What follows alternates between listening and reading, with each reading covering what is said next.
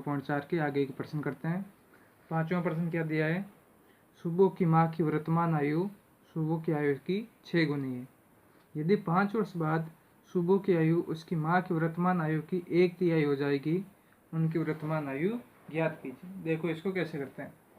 क्या दे रखा है, पहली कंडीशन, सुबो की माँ की वर्तमान आयु, सुबो की आयु कितनी है, 6 गुनी है। तो लिख देंगे, मान लो पहले, माना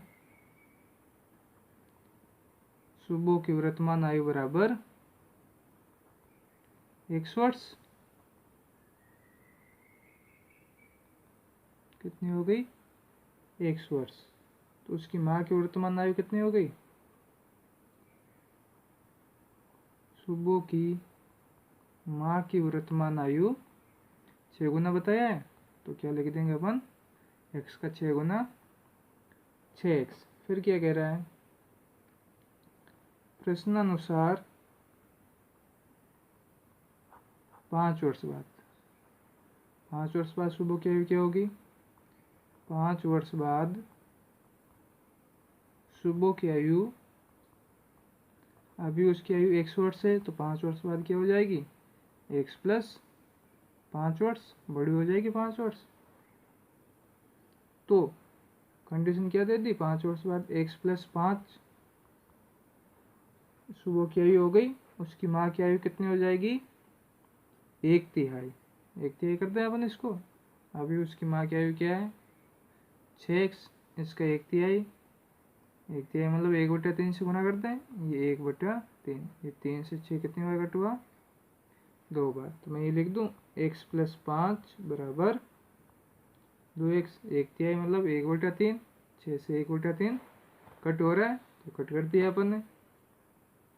x का मान चाहिए आपको, पक्षांतरण कर दो, 5 बराबर 2x माइनस x, 5 बराबर x, x का मान क्या आ गया, 5। तो सुबह की वर्तमान आयु क्या होगी, एक सुबह की आयु थी, तो लिख देंगे सुबह की वर्तमान आयु बराबर 5 वर्ष, और उसकी माँ की कितनी हो जाएगी, माँ की वर्तमान आयु बराबर, उसकी 6 गुना थी, 6 इंटू एक्स बराबर 6 इंटू 5, कितने वर्ष, 30 वर्ष। क्लियर, आंसर हो गया ये। चलिए अगला प्रश्न देखते हैं। अगला प्रश्न देखो क्या कह रहा है, माहौली गांव में एक तंग आयताकार भूखंड विद्यालय बनाने के लिए सुरक्षित है। इस भूखंड की लंबाई और चौड़ाई में 11:4 का अनुपात है। गांव पंचायत को इस भूखंड की बाढ़ कराने में 100 रुपये प्रति मीटर की दर से 75,000 रुपये व्यय करने होंगे। भूखंड की माप ज्ञात कीजिए। तो देखिए इसको कैसे करते हैं। आयताकार भूखंड बता दिया अपन ने, और उसकी माप क्या बता दी, 11:4 की है। और फिर क्या कह रहे हैं, उसके चारों ओर, जैसे ये आयताकार भूखंड है, इसके चारों ओर क्या करना है, बाढ़ करवानी। बाढ़ समझो या तारबंदी एक ही चीज़ है। जब कोई भी चीज़ चारों ओर होती है, इसका मतलब वो उसका क्या होता है, परिमाप होता है। क्लियर, मतलब अपन को इसका परिमाप ज्ञात करना है, और उसकी लागत कितनी है, 75,000 रुपये। तो देखिए इसको कैसे करते हैं। माना आयताकार भूखंड की लंबाई व चौड़ाई क्रमशः, अब इसको अनुपात दिया है, तो अनुपात को अपन मान लेते हैं। लंबाई हो गई 11x व चौड़ाई कितनी हो गई, 4x। क्यों, क्योंकि अनुपात क्या था, अनुपात है इनका 11:4 का। ये लंबाई और चौड़ाई हो गई दोनों। बाढ़ करवाने का खर्च क्या है इनका, बाढ़ करवाने का खर्च बराबर 100 रुपये प्रति मीटर की दर से 75,000 रुपये, ये इनकी लागत हो गई। तो देखिए बाढ़ के लिए क्षेत्र कौन सा होगा, बाढ़ के लिए क्षेत्र बराबर भूखंड का परिमाप। चारों ओर बाढ़ होगी, पहले बताया आपको। यहाँ पे ये जैसा आयताकार भूखंड है अपना, इसके चारों ओर ये बाढ़ लग गई, तो मतलब ये कौन सा भाग हुआ इसका, परिमाप हुआ। तो आयत का परिमाप क्या होता है,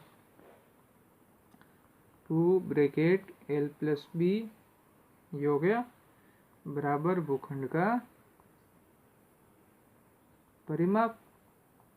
अब लंबाई और चौड़ाई दोनों आपके पास है, दो मान रख दो यहाँ पे, 11x प्लस 4x, ये प्रश्न आंसर हो गया अपना, इंटू लागत कितनी है 100 रुपये प्रति मीटर स्क्वायर से कितना हो रहा है 75,000 रुपये। क्लियर, प्रश्न आंसर बन गया।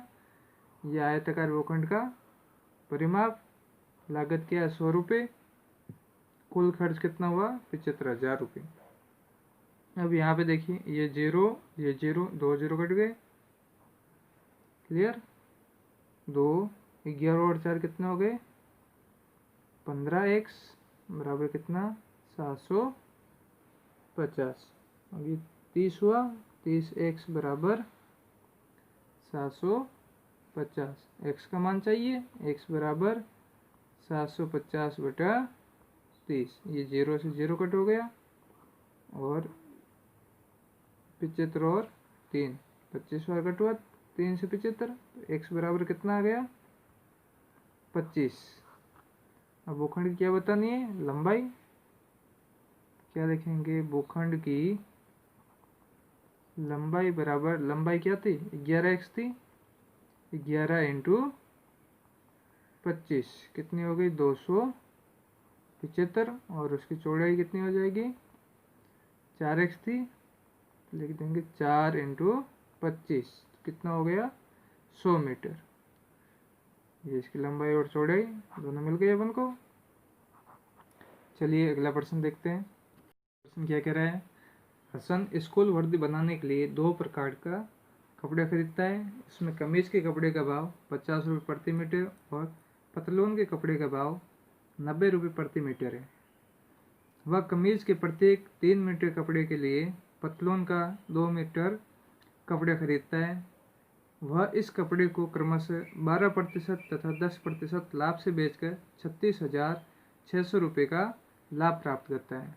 उसने पतलून का कपड़ा कितना खरीदा। देखिए हसन ने वो क्या कर रहा है, स्कूल की यूनिफॉर्म के लिए कपड़े खरीदता है।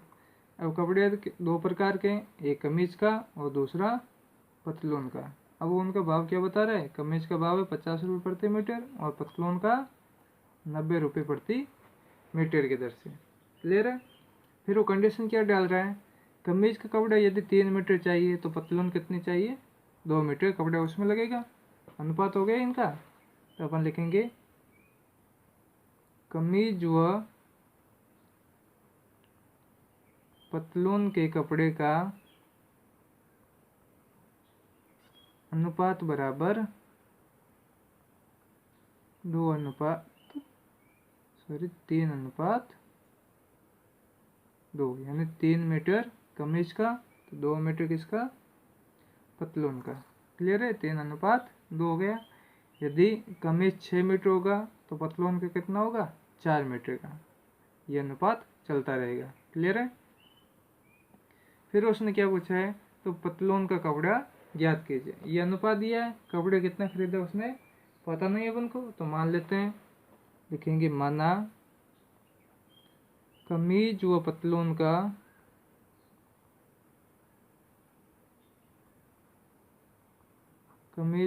का कपड़ा क्रमशः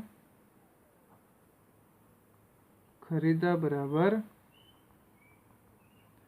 3x व 2x मीटर। क्लियर, नहीं बताया तो उसको मान लो। कमीज का हो गया 3x मीटर और पतलून का कितना हो गया 2x मीटर। अब इनका भाव क्या बता रहा है, कमीज के कपड़े की लागत एक की कितनी लागत है 50 मीटर, तो 3x इंटू 50 कितना हो गया 150 100 रुपये। इसी प्रकार पतलून की लागत क्या हो जाएगी, पतलून के कपड़े की लागत बराबर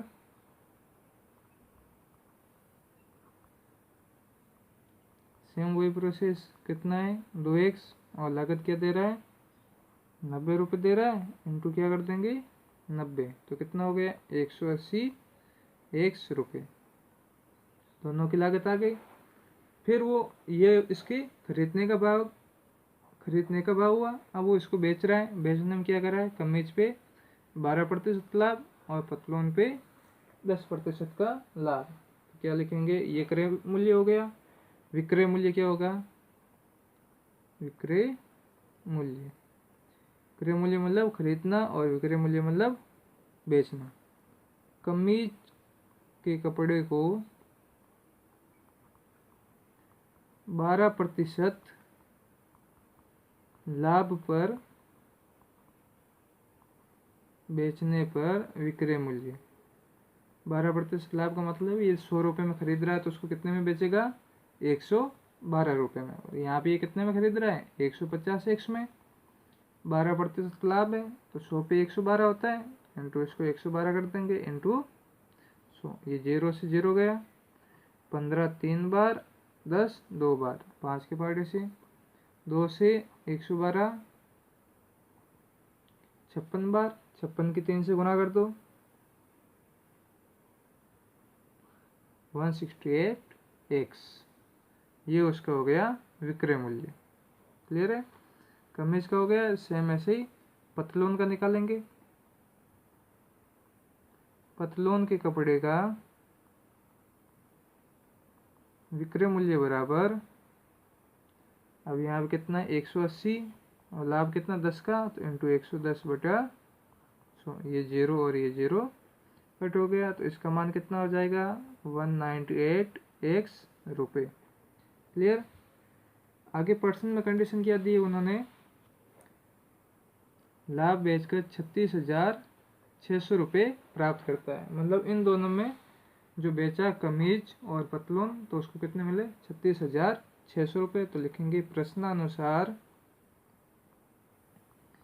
168x + 198x = 36,600। 168x + 198x बराबर 36,600 रुपये। इन दोनों को प्लस कर दो, दोनों एक्स के हैं, तो कितना हो गया ये 366x बराबर 36,600। एक्स का मान चाहिए तो भाग दे दो, 36,600 भाग 366, कितनी बार कट गया 100 बार। तो एक्स का मान कितना आ गया 100। अब क्या पूछा है, पतलून का कपड़ा। पतलून का कपड़ा बराबर कितना था, 2x था, तो लिख देंगे 2 × x की जगह 100, कितना हो गया 200 मीटर। ऐसे ही वो कमीज का पूछ लेता था, अपन क्या लिखते हैं, 3x था, 3 × 100 बराबर 300 मीटर। चलिए अगला प्रश्न देखते हैं। प्रश्न क्या दे रखा है, हिरणों का एक झुंड का आधा भाग मैदान में चल रहा है, शेष का 3/4 पड़ोस में ही खेलकूद कर रहा है और शेष बचे 9 हिरण एक तालाब में पानी पी रहे हैं। झुंड में हिरणों की संख्या याद कीजिए। कोई भी संख्या नहीं दे रखी है तो अपन मान लेंगे, माना झुंड में हिरणों की संख्या x।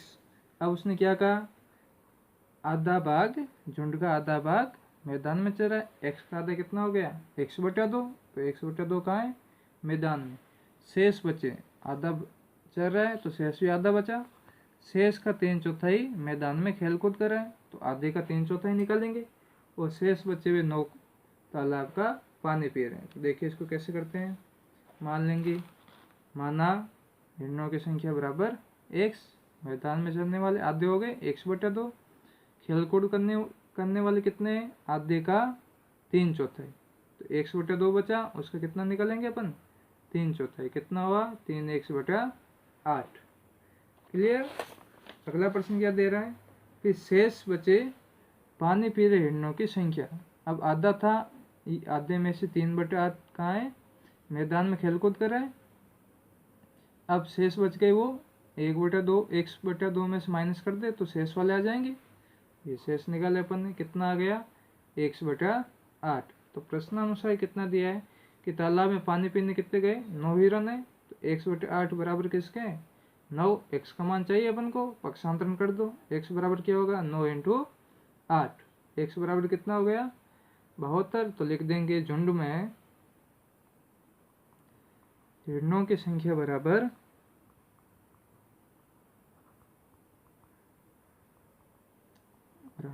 72।